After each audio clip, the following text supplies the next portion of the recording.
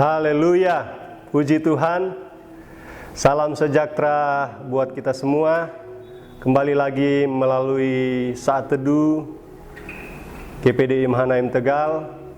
Pada saat ini kita akan berbicara tentang diberkati dan menjadi berkat.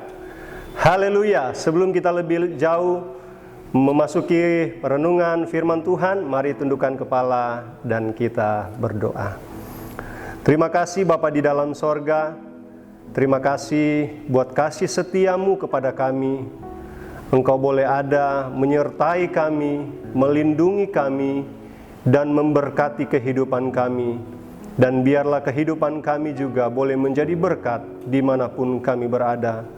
Tuhan berkati hamba-Mu, berkati kami semua yang dapat menikmati perenungan dari firman-Mu pada saat ini. Terima kasih Bapa. Dalam nama Tuhan Yesus Kristus, kami buka hati kami. Haleluya. Amin. Saya akan baca di dalam Mazmur pasal yang ke-37, ayat yang ke-25 dan ayat yang ke-26. Di sini dikatakan, dahulu aku muda, sekarang telah menjadi tua, tetapi tidak pernah kulihat orang benar ditinggalkan, atau anak cucunya meminta roti. Tiap hari ia menaruh belas kasihan dan memberi pinjaman, dan anak cucunya menjadi berkat. Bapak Ibu yang dikasihi oleh Tuhan, kita melihat bahwa Daud, dia membandingkan keberhasilan orang fasik dengan orang benar, yaitu orang yang hidup takut akan Tuhan dan orang yang hidup tidak takut akan Tuhan. Dapat dilihat di sini bahwa seseorang yang tanpa mengandalkan Tuhan adalah seseorang yang bisa saja berhasil dalam hidupnya. Seseorang yang bisa memiliki atau mengumpulkan kekayaan yang banyak, kekayaan yang berlimpah-limpah bisa mereka dapatkan. Kenapa? Karena mereka mengerjakannya dengan tekun. Mereka mengerjakannya dengan rajin. Tetapi mereka melakukan semuanya itu penuh dengan kelicikan. Mereka melakukan penuh dengan kejahatan. Seperti yang dilihat, seperti yang diperhatikan oleh pemazmur. Kalau kita bandingkan di dalam pasal 37 ayat yang ke-14. Hidup orang fasik bisa saja secara materi diberkati, dilimpahi dengan berkat-berkat secara jasmani. Namun Bapak Ibu yang dikasihi oleh Tuhan, perlu kita sadari dan perlu digarisbawahi bahwa adalah mereka tidak mungkin menjadi berkat secara rohani. Sekali lagi, sekalipun mereka dilimpahi dengan kekayaan yang luar biasa, kekayaan berlimpah-limpah secara jasmani, tetapi mereka tidak dapat menjadi berkat secara rohani.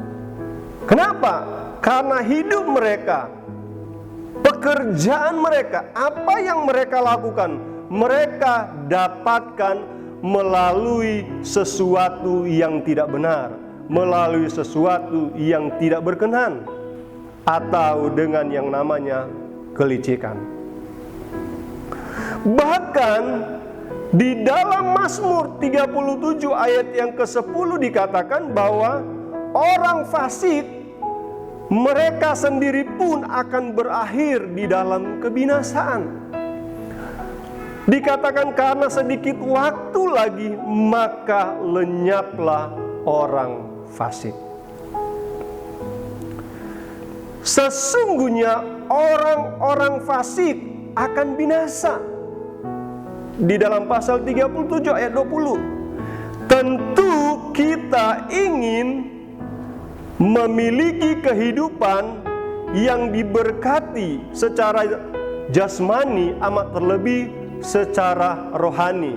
Dan tentu kehidupan itu adalah kehidupan yang berkenan kepada Tuhan, kehidupan yang disukai oleh Tuhan, bukan seperti kehidupan orang fasik. Kita ingin diberkati oleh Tuhan, dan tentu kita lebih jauh ingin menjadi berkat. Itu sebabnya agar supaya kita bisa diberkati dan menjadi berkat, yaitu biarlah kita yang pertama itu adalah memiliki kehidupan yang benar, kehidupan yang sesuai dengan kehendak Tuhan. Allah menginginkan bahwa kita sebagai orang-orang yang percaya kepada Tuhan, kita harus memiliki hidup yang benar di hadapan Tuhan, kehidupan yang dikehendaki oleh Tuhan. Seperti halnya Daud berkata, tidak pernah kulihat orang benar ditinggalkan. Saya percaya ini adalah harapan kita semua. Ini adalah kerinduan kita semua. Ketika kita menjadi orang-orang yang hidup benar di hadapan Tuhan, maka Allah tidak akan pernah meninggalkan kita. Allah tidak akan membiarkan kita berjalan sendiri. Allah tidak akan pernah membiarkan kita melakukan segala sesuatu dengan kekuatan kita sendiri. Tetapi di sanalah ada Allah yang akan selalu menopang kita, menuntun kita, memberkati kehidupan kita, bahkan memberkati apa yang kita kerjakan, apa yang kita lakukan di dalam Tuhan. Nah, Bapak Ibu yang dikasihi oleh Tuhan, dan biarlah yang kedua ini juga, agar keluarga kita diberkati dan menjadi berkat, biarlah kita mempraktekkan kehidupan yang penuh dengan kemurahan, kehidupan yang penuh dengan belas kasihan. Dikatakan tiap-tiap hari ia menaruh belas kasihan dan memberi pinjaman. Artinya begini, ketika kita diberkati oleh Tuhan, berkat-berkat Allah dilimpahkan kepada kita karena kita hidup benar, kita bekerja dengan rajin sesuai dengan kebenaran, dan biarlah kita mempraktekkan apa yang Tuhan inginkan dalam hidup kita, yaitu kita menaruh belas kasihan.